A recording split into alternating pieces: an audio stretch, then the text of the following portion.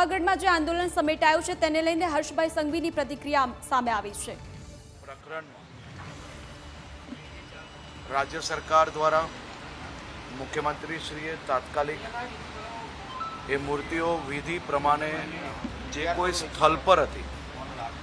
એ જ સ્થળ પર મૂર્તિઓ તરત જ પાછી લાગવી જોઈએ અને મુખ્યમંત્રીશ્રીના આદેશથી સૌ લોકોની ભાવનાઓ અને સૌની આસ્થાઓ સચવાય તે માટે આ મૂર્તિઓ તાત્કાલિક ત્યાં જૈન સંઘ દ્વારા એમને સાથે રાખીને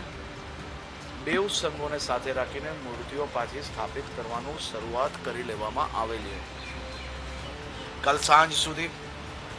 બધી જ મૂર્તિઓ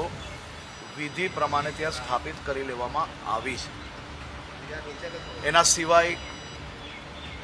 સમાજની જે વિવિધ માંગણીઓ હતી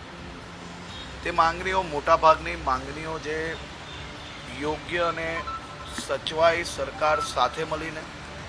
મૂર્તિઓની દેખભાલ થઈ શકે, સાર સંભાળ રાખી શકે તે માટે જે માંગણી સમાજ દ્વારા આવેલી હતી તે બી કલેક્ટરમાં પ્રોસિજરમાં છે અને મેન્ટેનન્સ માટેની જે વ્યવસ્થા કરવાની હોય એ સરકાર સાથે મળીને સંઘને બી જે વિધિ પૂજા અર્ચના કરવાની જે પરવાનગી હોય જે નિયમ પ્રમાણે એ આપવામાં કોઈ બી વાંધો ના જ હોઈ શકે અને સરકારે એમાં હંમેશા સહયોગ જ આપવો અને આપે જ છે। તો કાલે બપોરે કોબામાં જે બેઠક થયેલી હતી તે બેઠકમાં પૂજ્ય ગુરુ ભગવંતોના